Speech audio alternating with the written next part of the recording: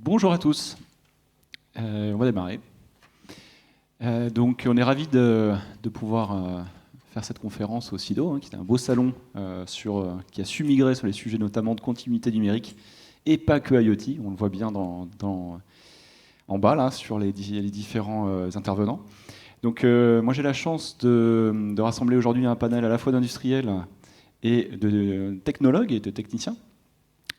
Donc Bertrand Félix, je me présente, donc je suis responsable des projets à la ruche industrielle et des partenariats. La ruche industrielle, je l'ai présentée, mais très brièvement, basée sur Lyon. J'en suis d'ailleurs cofondateur. Et aujourd'hui avec moi, j'ai la chance d'avoir dans l'ordre d'apparition sur le slide, donc Stéphane Reynaud, qui est responsable de l'offre I4.0 chez Inetum, anciennement GFI. Exactement. Voilà. Donc il y a une petite correction sur Geoffrey Blanc, donc en effet Manufacturing Technology Manager, autrement dit responsable méthode digitale de production chez Volvo, chez Group Trucks Opération, donc tout ce qui concerne la production, logistique, voilà, tout ce qui est prod. Et enfin, côté Bosch Rexroth, Emmanuel Grange, qui est responsable de l'industrie 4.0 pour le site de Vénissieux. Voilà, donc messieurs, merci de nous avoir rejoints sur le sujet. Et donc je tiens à préciser que ces trois structures font partie de la ruche industrielle qui travaillent sur des projets d'industrie 4.0 tels que la continuité numérique. Donc on a préparé bien évidemment un cheminement et quelques questions qui seront posées aux intervenants. On vous proposera au bout d'une demi-heure, un peu plus, de passer le micro à la salle, voir s'il peut y avoir des échanges, parce que c'est vraiment la partie qui est très intéressante aussi pour nous. En attendant, juste pour vous repréciser de quelle continuité numérique on parle, parce que ça c'est un sujet quand même assez vaste. Donc vous voyez dans le titre, c'est la continuité numérique dans l'entreprise au service du time to market et de la personnalisation produit. Donc juste pour vous préciser, la ruche industrielle est une structure associative qui est née il y a 2 ans de cela, qui a pour objectif de travailler sous forme d'usine à projet sur des cas d'usage remontés par le terrain des industriels. Les industriels qui composent la ruche, vous les voyez derrière, ils sont tous non concurrents et ils ont tous, vous le voyez, une forte propension à gérer de la diversité dans leurs produits. Donc avec un impact fort sur la production, sur tout le flux supply chain. Donc se retrouvant sur cette problématique, nous avons notamment lancé un projet il y a 1 an et demi de cela, donc qui a abouti en mi-juin avant les vacances, justement sur le sujet qu'on vous présente, qui est d'apporter aux opérateurs en production, mais aussi plus loin dans le flux qui est la prévente, des instructions digitales relatives aux produits qu'ils sont en train de monter, de contrôler ou de démonter et réparer. Voilà. On a aussi touché la maintenance assistée. Et pour finir, en tout cas, mon introduction, avant de vous passer la main, messieurs, on a travaillé sous 3 axes métiers, parce que bien entendu, dans tous ces aspects I4.0, technologie, le sujet majeur reste les hommes et les femmes. Donc le point important ici, c'est de pouvoir connecter le bureau d'études, donc qui est toute l'ingénierie, qui travaille sur ces logiques de variantes avant que le produit soit manufacturé, aux méthodes, qui gèrent cette diversité avant de la passer à la production et à la prévente. Donc on a retravaillé sur ces 3 personas, et à la ruche, on a la chance d'avoir dans nos projets des experts et des experts métiers de ces 3 métiers. Donc à vous, messieurs, première question, pour vous, la continuité numérique dans vos métiers, c'est quoi ? Donc la continuité numérique, c'est pas, comme tu l'as dit, c'est pas que du digital en fait. Donc si on prend les termes un par un, continuité, c'est vraiment éviter des ruptures et faire en sorte que tant, par exemple, au niveau industriel sur des machines, les données circulent, remontent, et souvent l'usine était un monde un peu étranger à d'autres acteurs périphériques. Donc l'industrie 4.0, c'est la promesse que cette donnée circule mieux, d'une manière plus naturelle. Donc intégrer l'usine avec le reste de l'entreprise. Donc ça, c'est une première forme de continuité numérique. Et puis après, celle qu'on va un peu traiter aujourd'hui, c'est plutôt un sujet aussi pas vieux comme le monde, qui est comment arriver à gérer le dialogue entre la R&D, les méthodes et les opérations, quoi. Comment arriver là, dans ce cadre-là, fort de certaines avancées technologiques, mais pas que, on discutera après dans le cadre du projet, pareil, que des données assez complexes arrivent à circuler et puis au fur et à mesure soient accessibles rapidement à ceux qui en ont plus besoin au niveau opération. D'autant plus que le cas qu'on a traité était avec des données, des produits assez complexes, et puis avec de plus en plus de personnalisation et de diversité. Donc comment arriver à, quelque part, intégrer encore plus et faire dialoguer des fonctions. Donc la continuité numérique, c'est ça l'objectif et l'enjeu. Et côté Bosch et Volvo, sur un axe, on va dire, métier, manufacturing, pour vous Je peux commencer. Moi, je pense que Stéphane l'a bien dit. La première chose, c'était de travailler tous ensemble. Côté Volvo, on reste quand même très siloté entre l'ingénierie, le manufacturing, l'aftermarket, etc. Et nos systèmes, notamment, sont dédiés manufacturing. Et aujourd'hui, on a très très peu de connexion avec le monde de l'ingénierie. Donc ça, c'est vraiment la première étape. Comment on arrive à casser les silos et travailler sur la même donnée source. C'était vraiment le sujet principal. La deuxième chose qui pour nous a un intérêt, c'est qu'on s'améliore dans les phases de simulation.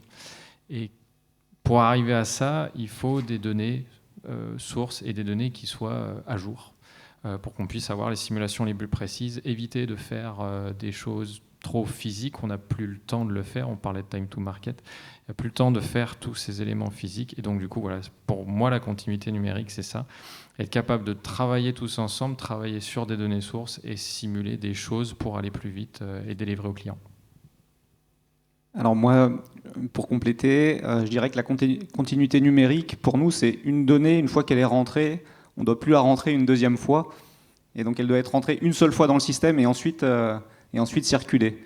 Donc du bureau d'études, justement, pour arriver jusqu'à l'opérateur sans qu'il y ait un process de retraitement de cette donnée.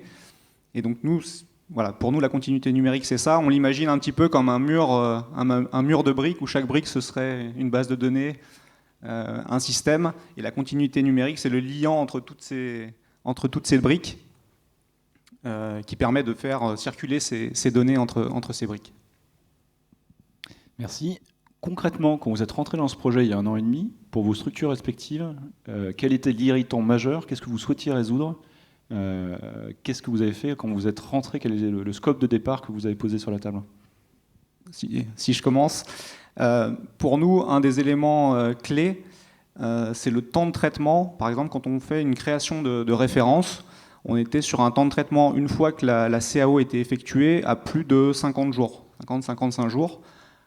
Temps de traitement plus temps d'attente. C'est-à-dire qu'en fait, selon nos process, on a des jalons de validation, on passe des ventes, bureau d'études, phase proto, retour au bureau d'études, et avec tous ces cycles, on était à plus de 50 jours, avec 80% de temps d'attente. Donc nous, ce qu'on espère, et ce qu'on espérait en venant dans ce projet, c'était pouvoir réduire ce temps de passage à moins de 15 jours, de passer de 50 à une quinzaine de jours, justement en limitant ces temps d'attente.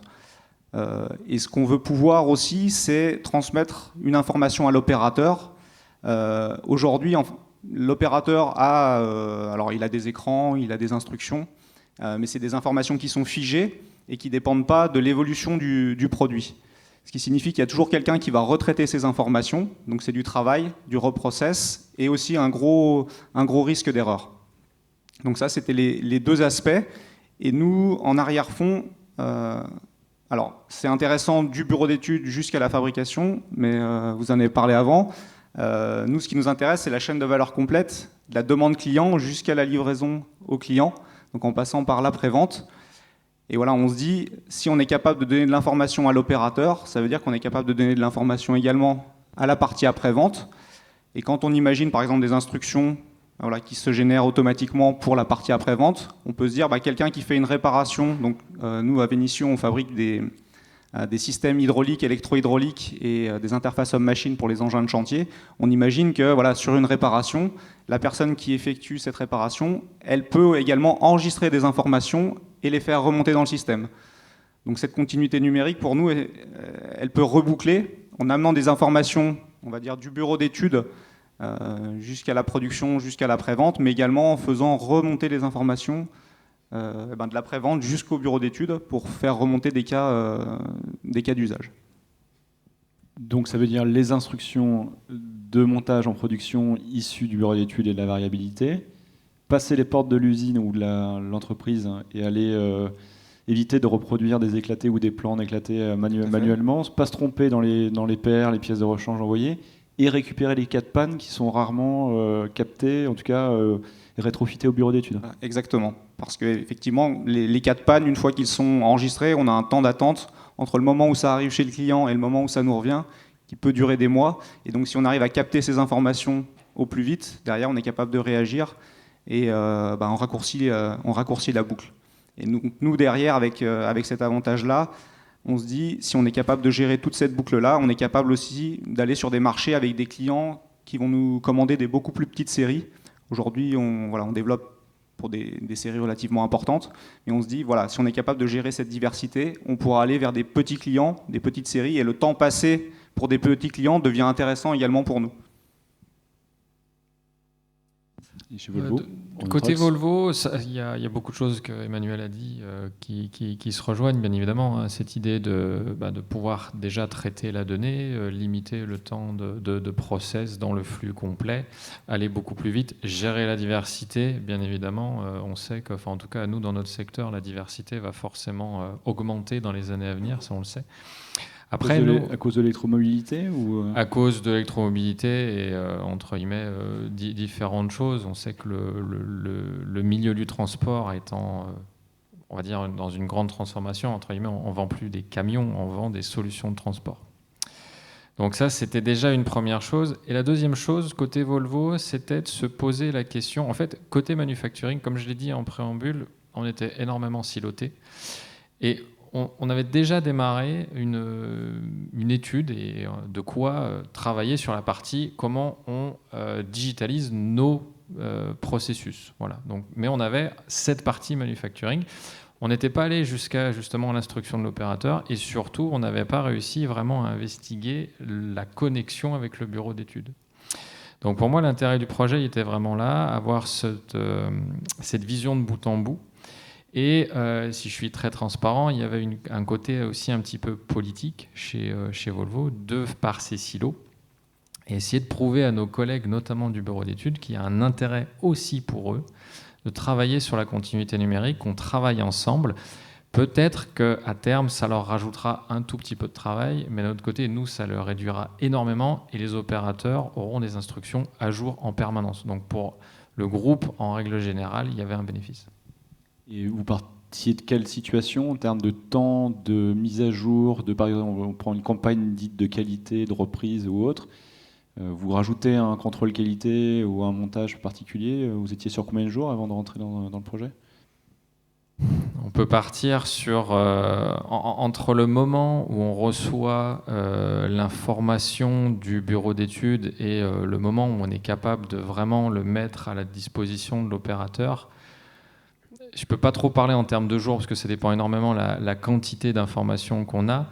Mais en gros, on a à minima 3 étapes manuelles. La première qui va être décortiquer la documentation qui vient du bureau d'études. La deuxième, c'est l'inclure dans notre préparation manufacturing. Et la troisième, c'est envoyer cette information préparée à nos systèmes d'exécution. Et vu que nous, on travaille encore à la commande, il y a un temps de latence. Rien que la dernière étape dure 3 jours minimum. Après, il va y avoir, on va dire, un minimum 3-4 jours de traitement pour la partie manuf en fonction, enfin c'est une moyenne, hein. Et pareil, à peu près une petite semaine de traitement documentaire. Donc, et là, je parle de cas assez simples. Donc voilà, on a un temps de latence aujourd'hui qui est quasiment de, on va dire, 3 semaines. Et avec la continuité numérique, faudrait qu'on investigue un petit peu quand on l'aura, mais moi j'espère qu'on peut pas envisager de l'instantané. Il y aura toujours un petit peu de travail, mais j'espère qu'on puisse diviser par 2 ou par 3. Merci. Côté Inetum, côté Inetum, on peut le préciser sur ce projet, on a travaillé à 5 avec la ruche industrielle qui met en place le chef de projet et qui scope le besoin. On a travaillé avec PTC aussi. Inetum est un intégrateur qui a une forte connaissance, on l'a bien vu, autour de tout ce qui est gestion documentaire complexe, l'articulation CAD, PDM, PLM. Voilà. Pourquoi vous rentriez dans le projet, vous ? Nous aussi, on avait un irritant quelque part, de nature un peu différente, qui est que Voilà, intellectuellement, conceptuellement, on peut imaginer aujourd'hui, et peut-être plus facilement que dans le passé, grâce à la technologie, de faire cette continuité numérique-là. Ce sur quoi on bute, nous, comme société, entreprise de services numériques et impliquée dans l'industrie 4.0, il faut trouver des terreaux qui soient favorables, quoi. Et on le voit au travers de ce qu'a mentionné Geoffrey et Emmanuel. Voilà, il faut mobiliser différentes parties prenantes qui sont plus ou moins voilà, volontaires, et qui sont à un moment donné, il y a un alignement des planètes qui fait que.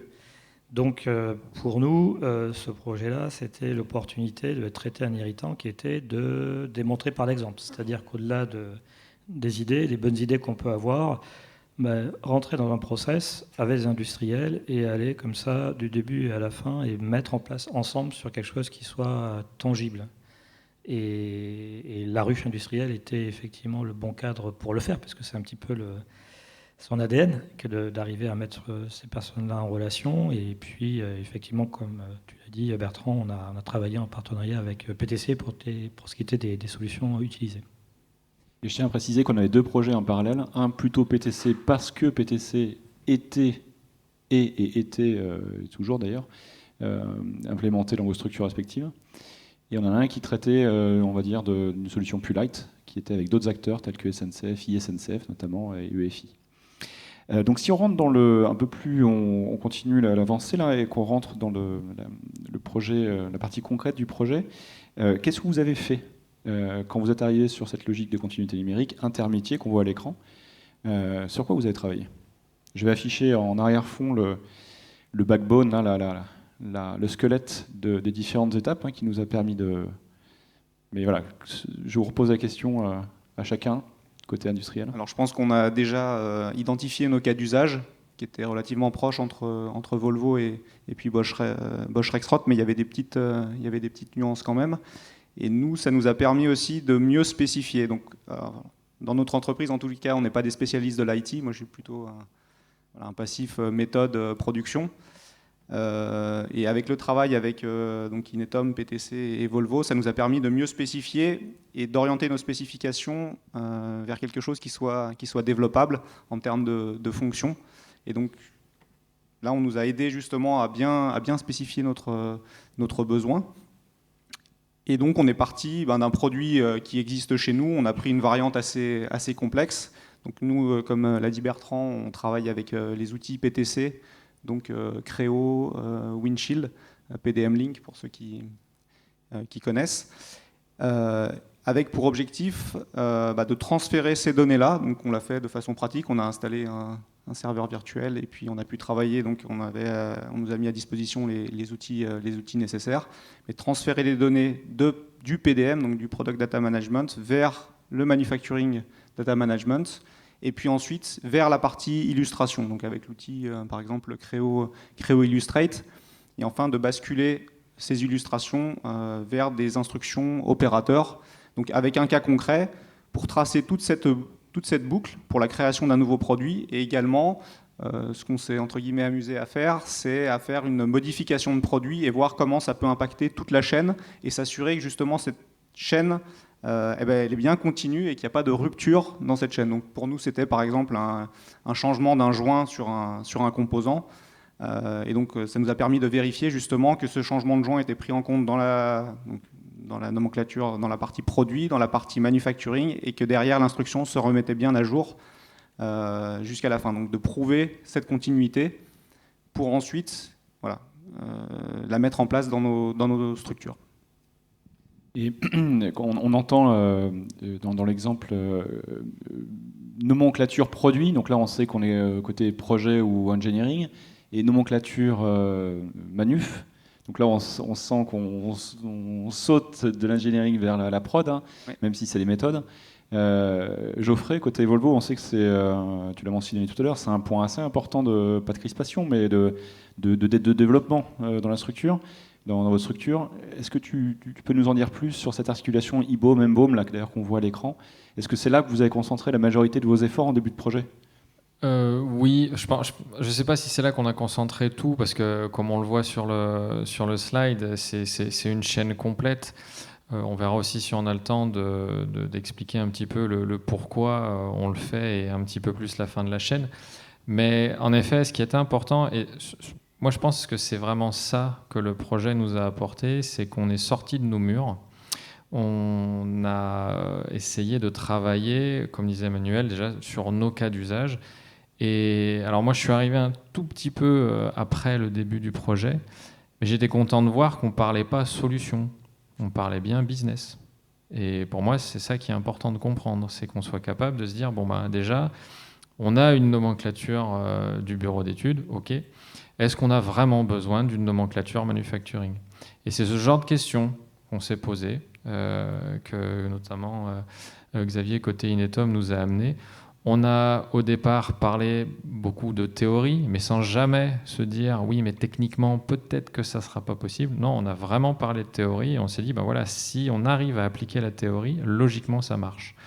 Donc voilà, donc ensuite on s'est vraiment posé les bonnes questions. Est-ce qu'on a besoin de cette nomenclature manufacturing? Bon, bah, la conclusion pour Bosch chez nous, c'est que ça a été oui, on en a besoin. Donc il faut maintenant comprendre comment on la structure, comment on l'anticipe.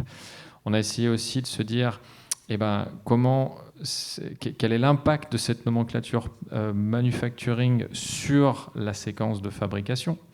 Et donc là, on est sur l'étape process plan qui arrive derrière.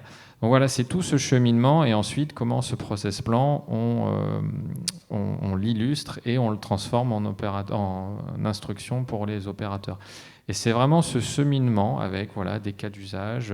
On a essayé de suivre la logique agile le plus possible pour aboutir à quelque chose. Donc dans les faits, on s'est arrêté à la partie AR Experience. Je ne sais pas si on prendra beaucoup de temps de parler sur la dernière partie. Mais voilà, donc on a du coup réussi à faire cette chaîne complète jusqu'à l'instruction opérateur et l'expérience de réalité augmentée. Donc le rôle d'Inetom, c'était, comme l'a dit Emmanuel, de poser les sujets, en recueillant, on va dire, comme tu le mentionnes, Bertrand, les irritants, structurant ça autour de cas d'usage, voir ce qui est commun entre Volvo et Bosch, laisser de côté temporairement effectivement l'aspect système sous-jacent. Et puis, une fois qu'on a fait ça, c'est rentrer un peu dans un travail qui s'est ritualisé, quasi toutes les semaines, tous les 2 semaines, des réunions physiques, distancielles, où petit à petit, au travers de Sprint, on regardait chacun des cas. Et puis c'est là qu'on a regardé les aspects un peu de conception, c'est-à-dire, comme l'a dit Geoffrey, en fait, comment emboîter, voir du côté Bosch aussi comment peut-être repenser 2-3 petites choses de sorte à ce que les choses arrivent à s'emboîter d'une manière gigogne, de bout en bout.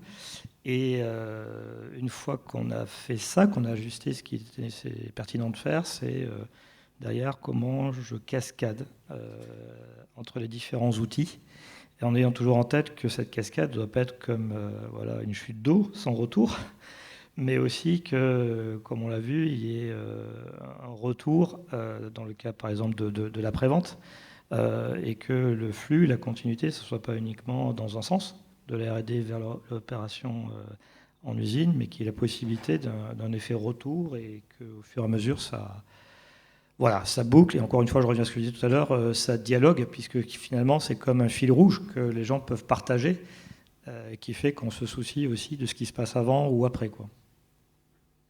Merci Stéphane.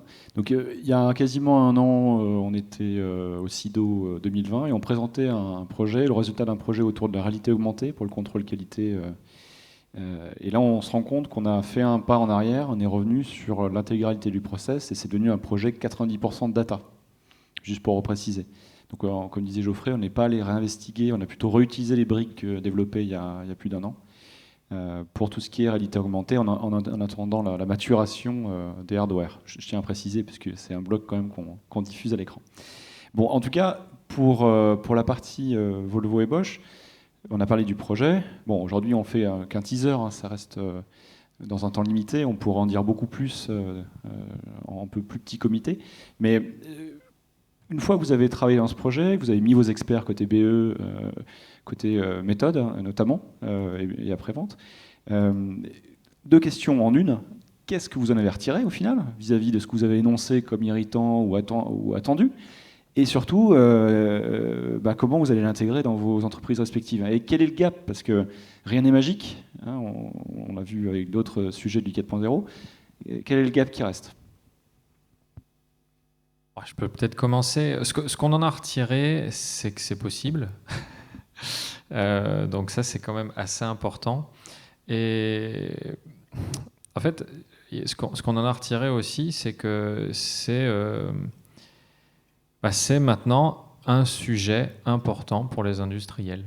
Moi, je pense que c'est surtout ça qu'il faut retenir. On a eu l'occasion, notamment à la rue, de discuter avec d'autres industriels qui n'étaient pas forcément dans ce projet-là, mais qui ont levé un peu l'oreille et dire ah non mais attendez, c'est vrai que nous ça pourrait nous aider aussi à minima. Donc on a un niveau tous de maturité un peu différente sur cette chaîne-là. Mais voilà, pour moi c'était ça, ce que ça a vraiment apporté le plus. Et ensuite, où est-ce qu'on va aller? Moi, comme je l'ai dit un petit peu plus tôt, on avait déjà initié un travail sur cette partie-là. Alors moi je fais partie normalement de l'entité Powertrain qui a plusieurs types de process de fabrication. On fait de la fonderie, on fait de l'usinage et on fait de l'assemblage. Et du coup on a décidé, alors en parallèle de ce projet, mais surtout un peu poussé par ce projet-là aussi, pour tout ce qui est fonderie et ce qui est usinage, on va avoir des cas pilotes, je vais l'appeler comme ça, en Suède et aux États-Unis début de l'année prochaine. Donc pourquoi on a choisi, pour être très clair, la fonderie et l'usinage? Tout simplement parce que la partie ingénierie est moins complexe. Et donc du coup, c'était peut-être un peu plus facile de commencer avec une étape comme celle-là, discuter de façon un peu plus posée et simple avec le bureau d'études, de dire on commence petit, et voilà, on aura l'opportunité d'aller un peu plus loin pour la partie assemblage.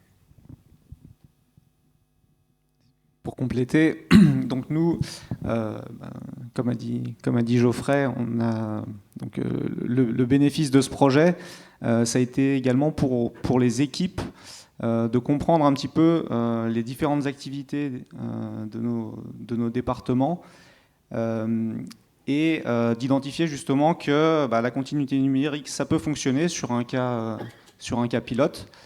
Donc ça nous donne de la confiance. Ça nous a permis également de mieux comprendre comment fonctionnaient ces différentes briques, parce que voilà, je le répète, on n'est pas des gens de l'IT, et pour nous c'était un petit peu nébuleux. Et le fait de mieux comprendre, nous on fait partie d'un groupe, donc moi je représente un site, mais on fait partie d'un groupe avec un service central qui définit un petit peu les règles pour notre division. Et nous, le fait d'avoir participé à ce projet, ça nous a permis de mieux spécifier, d'orienter nos demandes, de challenger nos services centraux, de les orienter vers des solutions, parce qu'eux travaillent également avec PTC. Mais on a pu tester des solutions, leur indiquer, voilà, ça peut fonctionner, donc on aimerait bien avoir cette fonctionnalité supplémentaire. Et là, ça va se traduire, on travaille donc justement avec nos services centraux, par le développement d'une application pour la visualisation d'instructions de travail sur les chaînes de montage. Donc ça, concrètement, ça va arriver courant d'année prochaine. Donc ça nous a permis de développer ça. Et puis comment l'intégrer dans l'entreprise, ce qu'on s'est aperçu, c'est voilà, les hommes et les femmes, c'est important, et donc il y a besoin de créer cette organisation, et il faut convaincre l'organisation que c'est important, que c'est utile. Et donc là, on a commencé un travail de présentation de ce qui avait été fait, de démontrer justement l'utilité pour chaque département, qu'est-ce qu'on peut faire grâce à cette continuité numérique, quels peuvent être les bénéfices pour chacun, parce que ça peut faire parfois peur, on se dit, voilà, on supprime aussi des activités, mais nous, le message fort, c'est de dire, on supprime plutôt les activités à faible valeur ajoutée pour se renforcer sur de la recherche de business, de travailler sur des plus petits clients, sur des sujets plus techniques. Et donc ça, c'est en train de bien passer dans l'entreprise, et c'est le travail qu'on est en train de faire. On est en train de tout cartographier, de planifier. Et donc, là, voilà. Le challenge, c'est qu'on sait que c'est quelque chose qui ne va pas se faire là, en 6 mois. On sait que ça va prendre du temps. Ça, on l'a compris aussi, que ça prenait du temps. Et on a défini différents jalons en se définissant nos priorités là, pour les 3-4 prochaines années. Et le titre de notre conférence aujourd'hui, je vous le rappelle, c'est donc réduire le time to market. Est-ce que vous pouvez en dire un mot l'un et l'autre? Sur les ambitions, évidemment, suite à... Alors sur les ambitions, c'est ce que je disais un petit peu au début. Voilà, nous, ce qu'on veut, c'est réduire ce fameux temps de traitement à la création d'une nouvelle référence et d'être capable d'aller plus rapidement vers le client. Et là, ce qu'on voit avec l'exemple qu'on a pris, on voit qu'on arrive en transmettant la donnée sans interruption à probablement diviser par 2, voire par 3 ce temps d'arriver, ce time to market. On va dire, on va prendre divisé par 2, ça va être l'objectif. Mais on voit à chaque étape du process jusqu'à l'après-vente pour nous, qui est un élément qui est très important parce que par exemple chez nous, pour créer des instructions d'après-vente, c'est quelque chose qui va peut-être prendre plusieurs mois, et là on va pouvoir gagner un temps très très important sur cette partie-là. Et donc ça c'est l'aspect compétitivité, performance, compétitivité. Si on prend le volet qualité, qui est un sujet quand on vous écoute, côté industriel qui est prio 1, est-ce que vous allez traquer le nombre de ppm ou de retour de campagne qualité ou de retour produit ou de retour de la part des clients? Est-ce que vous avez en place des KPI ou des indicateurs qui vous permettront de vérifier si la continuité numérique vous a fait gagner des points de qualité? Oui, alors les indicateurs, ils existent déjà aujourd'hui, mais l'idée, c'est de voir comment la continuité numérique peut les influencer, surtout. Et moi, je vais prendre un exemple en lien un petit peu avec réduction de ce fameux time to market. Aujourd'hui, je l'ai évoqué, mais ce que je n'ai pas forcément dit encore, c'est que on n'avait pas de continuité numérique entre les phases projet et les phases vraiment de production. Et aujourd'hui, tout ce qui est fait en amont, avant l'implantation d'un produit sur une ligne de fabrication, une ligne d'assemblage, est entièrement répété manuellement quand on va sur la production. Donc, l'impact qualité, pour moi, il est là. Il est de se dire qu'on n'aura plus besoin de faire cette étape manuelle et qu'en toute logique, on sera capable de donner l'information dès le premier coup bonne à l'opérateur. Donc forcément, ça influencera notre niveau de qualité, ça influencera aussi la sénérité. Ouh là là, je ne vais pas y arriver sur celui-là. Bref, les opérateurs seront plus sereins. Et voilà, et je pense que c'est ça aussi l'important, c'est qu'on arrive à être flexible. Il y a un gros mot en ce moment côté manufacturing, c'est la reconfigurabilité. Donc là aussi, la continuité numérique pourrait nous le permettre, et donc du coup, tout ce qu'on faisait manuellement améliorera la qualité une fois que ça sera automatisé. Nous, dans un premier temps, comme Geoffrey, je pense que le gain principal sur la qualité, c'est justement sur la fabrication des prototypes et de faire un maximum bon du premier coup en transmettant ces informations grâce à la continuité numérique. C'est vraiment là où on va avoir le premier gain. Et après, celui qu'on espère dans le futur, mais là, on va dire que ça viendra en troisième étape, c'est de pouvoir récupérer ces informations du terrain et de pouvoir réagir, cette boucle de réaction rapide. C'est ça qu'on veut mettre en place à terme. Merci. Et juste un dernier point sur les bénéfices. J'ai remis à l'écran la connexion intermétier. Encore une fois, on parle des hommes et des femmes, et là, on peut se mettre sur un point de vue employé, donc attractivité, recrutement, etc. Est-ce que vous sentez qu'il y a un impact sur le bien-être au travail? Alors, ce n'était pas le mot que j'aurais utilisé, j'aurais plutôt dire le travail aux interfaces, la réduction de tâches pénibles, de copier-coller. Voilà, bien sûr, c'est la mutation des métiers, qu'on travaille aussi sur un autre aspect RH, mais voilà, quid de la continuité numérique sur cet aspect-là des choses? Clairement, moi, comme je disais il y a quelques secondes, le travail manuel, c'est en effet beaucoup de copier-coller, de Excel, macro Excel venant. Donc moi, parfois, si je suis assez transparent, je suis surpris qu'on ne se soit pas plus focalisé sur ce sujet-là, de ce monde de la préparation, pour améliorer un petit peu leurs conditions de travail. Après, parfois, quand on discute avec eux, ils s'en plaignent pas trop parce qu'ils ont l'habitude, mais quand on leur propose qu'il existe, ils disent « Ah oui, quand même, ça pourrait nous simplifier énormément la vie ». Donc, c'est en effet un vrai sujet. Et pour moi, le deuxième sujet, il est au niveau on va dire de ce qui nous apporte la vraie valeur ajoutée dans une entreprise, qui va être l'opérateur et ce que l'opérateur est capable de faire. Là aussi, moi, je trouve, même si Côté powertrain, on n'est pas les plus à plaindre chez Volvo en termes de digitalisation d'instruction. Mais je pense qu'on peut faire mieux. L'année dernière, j'avais déjà parlé de cette comparaison que nous, dans notre quotidien, quand on veut aller d'un point A à un point B, maintenant on ouvre Waze, on lui dit je veux aller au point B et l'instruction, elle est directement sur nous. Moi, mon but, c'est vraiment d'arriver à ce niveau-là pour les opérateurs et de se dire, quand ils arrivent le matin, ils n'ont qu'un seul truc à réfléchir, c'est la valeur ajoutée qu'ils ont en montant une pièce sur un moteur, sur ce qu'on veut. Merci à tous les deux, en tout cas, sur le volet industriel. Donc, si quelques points en tête de bénéfices, une notion de compétitivité, de performance, que cherche l'industrie aujourd'hui, bien entendu, surtout dans les logiques de plan de relance et de relocalisation. Donc, les process doivent être à forte valeur ajoutée. Un aspect qualité, évidemment, ça va sans dire. Donc, image de marque derrière. Satisfaction client, et Emmanuel, tu parlais d'un point qui est loin d'être trivial, la capacité à prendre plus de petites séries, donc servir plus de clients. Donc à la fois, c'est la satisfaction client et le réinvestissement d'une partie des gains de la continuité numérique dans la valorisation. Et enfin, la satisfaction, on va dire, employée, ce que vous disiez à l'instant. C'est quand même sûrement un bout de la lorgnette. Il y a quand même, juste avant de passer la parole à la salle, ou avoir une dernière petite question qui est what next, mais il y a quand même un tout petit point qui reste à lever, c'est il y a des limitations. Alors, on n'a pas que rencontré c'était pas l'autoroute tout le long. Si vous avez un petit mot là-dessus. Moi, j'ai peut-être un petit mot, parce que tu parlais pas mal tout à l'heure de l'aspect final, l'AR, c'est-à-dire que parfois on commence par la fin de l'histoire, et sur le salon, y compris sur le stand d'Inetum, vous pouvez voir des choses là-dessus, ok.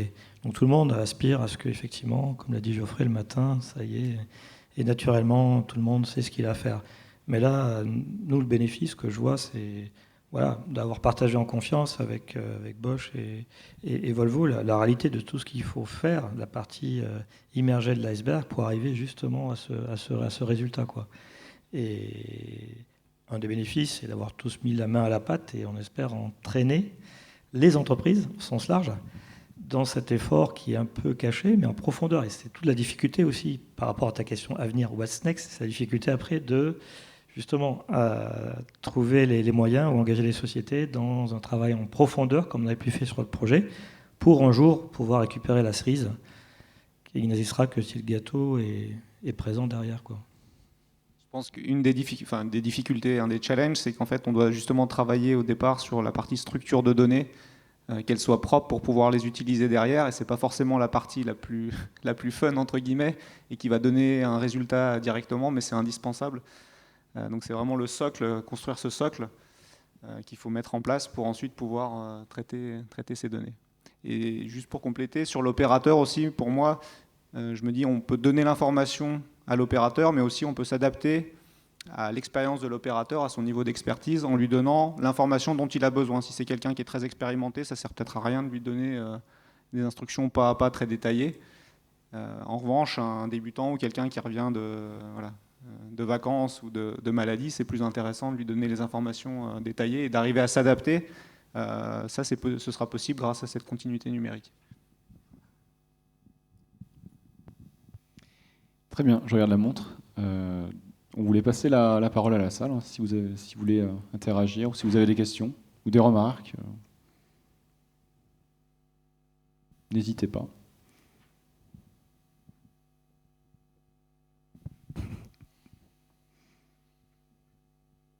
Bon, je crois qu'il y a un micro qui arrive. Agathe Lazarnias, je suis ravie d'avoir pu profiter de votre exposé sur ce projet-là, et j'ai une question à vous poser, entre autres par rapport à les sujets que vous avez abordés pour les opérateurs, ou l'agilité de l'entreprise, par exemple, pour s'adapter justement au niveau production à des petites séries. Qu'est-ce que vous mettez en place, ou qu'est-ce que vous avez comme projet au niveau communication, justement, puisque vous avez ces trois pôles humains? Comment vous travaillez là-dessus pour que la communication, le flux de communication circule dans les équipes, et au niveau on va dire, de l'adoption des stratégies de la data qui sont déployées dans vos entreprises respectives? C'est une très bonne question, ça, Agathe. Aujourd'hui, C'est vrai que je pense qu'on n'est pas parfait. Encore une fois, je l'ai dit, on est très siloté, notamment chez nous, chez Volvo. Là, on essaye quand même d'avoir des interactions le plus possible avec nos pairs côté bureau d'études. Parfois, c'est une question de temps. On n'arrive pas forcément à les faire venir, à les engager.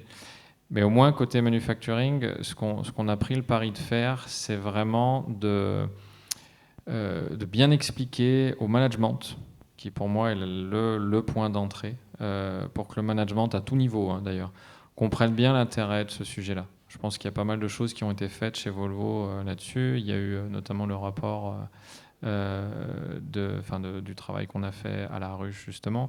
Et aussi en interne, on passe beaucoup de temps, moi je sais que je passe beaucoup de temps avec les managers de tous les sites pour qu'ils comprennent bien l'intérêt. Et le deuxième point, c'est d'essayer d'impliquer le plus d'opérationnels, si je peux le dire comme ça, et d'utilisateurs finaux. Et ça prend beaucoup de temps, ça prend beaucoup d'énergie, mais pour moi, c'est très important qu'on les implique dès le départ dans le projet et qu'on puisse définir un petit peu quels seront les utilisateurs clés pour que voilà, ils travaillent dans l'outil, ils nous fassent des retours.